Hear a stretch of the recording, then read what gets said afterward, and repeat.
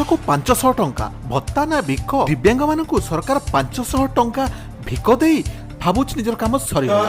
ଆପଣଙ୍କୁ ସ୍ୱାଗତ। ସରକାରୀ କଳରେ ଯୋଜନା ମାଳମାଳ, ଦିବ୍ୟାଙ୍ଗ ମାନଙ୍କ ପାଇଁ ସରକାର ପାଖେ ଯୋଜନା ମାଳମାଳ ଅଛି, ହେଲେ ଯୋଜନା ରହୁଛି କୋଉଠି? ଏହା ରହୁଛି ସରକାରୀ କାର୍ଯ୍ୟାଳୟର ଟ୍ରଙ୍କ ଭିତରେ, ଯାହା ବାହାରକୁ ବାହାରି ପାରୁନି। ଜଣେ ସାଧାରଣ ଜନତା ହଉ କି ଦିବ୍ୟାଙ୍ଗ ହଉ ତାଙ୍କ ପାଖକୁ ପହଞ୍ଚି ପାରେନି ଏମିତି ସବୁ ଯୋଜନା। ତା ପାଇଁ ଅନେକ ସାମାଜିକ କର୍ମୀ ଲାଗିଛନ୍ତି, କିନ୍ତୁ ସରକାରର ଲାଗୁନି ବିଷୟରେ କୌଣସି ଆନ୍ତରିକତା ଅଛି? କେବଳ ମିଡିଆ ସାମ୍ନାରେ ଦିପଦ କହିଦେଲେ ଭାବନ୍ତି କି ନା ଆମେ ସବୁ କିଛି ସାରିଦେବୁ। ଏମିତି ଆମ ସହିତ ଜଣେ ଅଛନ୍ତି ଆଜି ସମାଜସେବୀ, ପେଶା ଜଣେ ଆଇନଜୀବୀ ଦିନେଶ ଉପାଧ୍ୟାୟ। ଆପଣଙ୍କୁ ସ୍ୱାଗତ କରୁଛୁ। କାହିଁକି ଆପଣ ଲାଗିଲା କି ଦିବ୍ୟାଙ୍ଗ ମାନଙ୍କର ଅବସ୍ଥା ସାଂଘାତିକ? ଆପଣ ତ ଦେଖୁଛନ୍ତି, ସମସ୍ତେ ଦେଖୁଛନ୍ତି, ସରକାର ତାଙ୍କ ଯୋଜନା ଖାଲି ରଖୁଛନ୍ତି ଆଲମାରୀ ଭିତରେ, ଲୋକଙ୍କ ପାଖକୁ ପହଞ୍ଚି ପାରୁନି। କଣ ଆପଣ ସେ ଚିନ୍ତା କରିକି ଏତେ ଆଗକୁ ବଢିଲେ? ଆଜ୍ଞା, ଯୋଉ ଦିବ୍ୟାଙ୍ଗ ମାନଙ୍କ ଲାଗି ଯୋଉ ସରକାର ଆଲାଉନ୍ସେସ୍ କିମ୍ବା ପେନସନ ଯୋଉଟା ବି ଦଉଛନ୍ତି, ଆଗରୁ ତ 300 ଟଙ୍କା ଥିଲା, ମୁଁ ଯୋଉ ସମୟରେ ଏଇଟା ଥିଲି, ଆଉ ତାପରେ ପରେ 500 ଟଙ୍କା ହେଲା।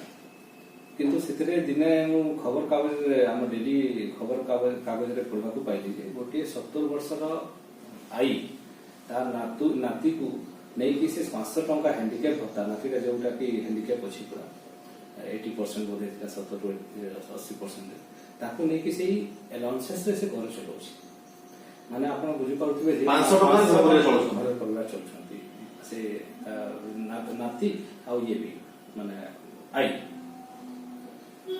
ତ ଏଇଟା ଆପଣ ଭାବନ୍ତୁ ଯେ ଆଜିକା ଯୁଗରେ 500 ଟଙ୍କା ସେମାନେ କିଭଳି ଚଲୁଥିବେ। ଆପଣ ଚିନ୍ତା କରନ୍ତୁ, ସେଟା ଗୋଟେ ସମ୍ମାନଜନକ ଜୀବନ ଜିଉଛନ୍ତି, ଗୋଟେ ଡିଗ୍ନିଫାଏଡ ଲାଇଫ ଯୋଉଟା ସରକାର କହୁଛନ୍ତି ଆମେ ସବୁ ସୁବିଧା ଦେବୁ। ଆପଣ ମୁଁ ଝାରସୁଗୁଡ଼ା କଥା କହୁଛି, ଆଜି ଯଦି ଗୋଟେ ଦିବ୍ୟାଙ୍ଗ ଏଠୁ ଯଦି ହସ୍ପିଟାଲକୁ ଯିବ, ତ ସାର୍ଟିଫିକେଟ ପାଇଁ ଯିବ, ତ 150 ଟଙ୍କା ଗଲା ବୋଲି ଆଉ 150 ଟଙ୍କା ଆସିଲା ବୋଲି 500 ଟଙ୍କା ଅଟୋ ଦେବ। ଯଦି ସେଠି 2-3 ଘଣ୍ଟା ହେଲା ତ 40-50 ଟଙ୍କା କିଛି ଖାଇବ, ନହେଲେ ବିଲ୍ ଯଦି ଖାଇବ 100 ଟଙ୍କା ଗଲା। ମାନେ ତାର ମାସ୍କର ଯୋଉ ଭତ୍ତା ହେଲା, ଯୋଉଟା ବି ସରକାର ଦଉଛନ୍ତି, ସେଟା ଦିନକରେ ଚାଲିଯାଉଛି।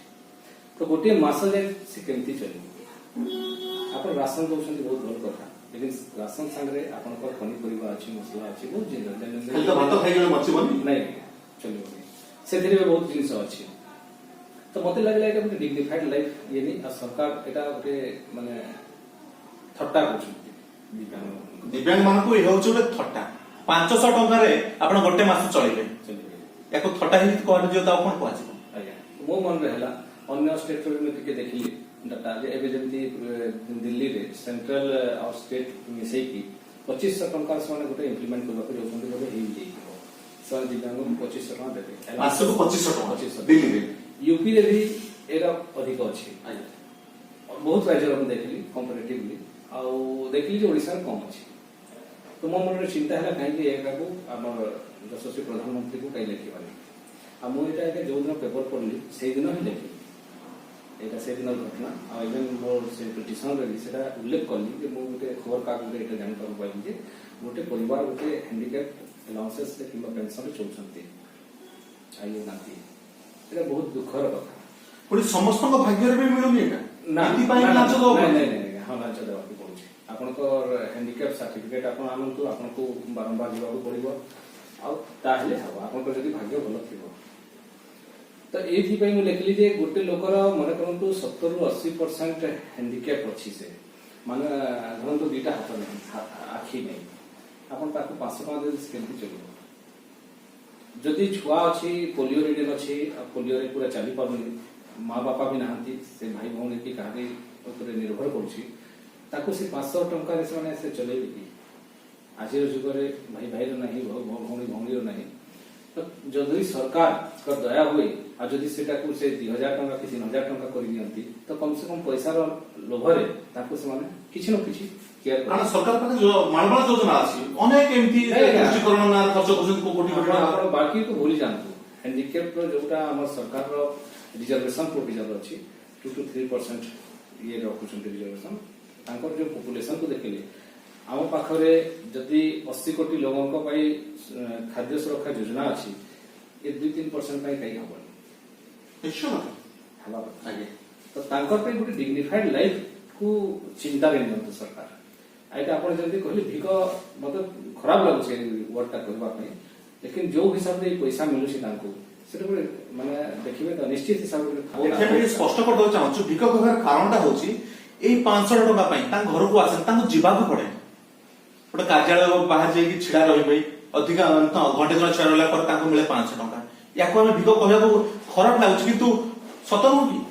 ଏଇଟା ମୁଁ 4-2 ଫେବୃଆରୀ 2018 ମୁଁ ଦେଖିଥିଲି ତାଙ୍କୁ ଆଉ 14/7/2021 ରେ ଏଇ ଲେଟର ବୋଧେ କଲେକ୍ଟର ଅଫିସକୁ ଆସିକି ଏଠୁ ପୁଣି ଡାଇରେକ୍ଟ ହେଇଛି ଷ୍ଟେଟ୍ ଡିପାର୍ଟମେଣ୍ଟକୁ ଆଉ ପଠା ହେଇଛି ମୋର ଏଇ ପ୍ରକାର ଗ୍ରିଭେନ୍ସ ଅଛି ମୋର ଇଏ କରାଯିବ।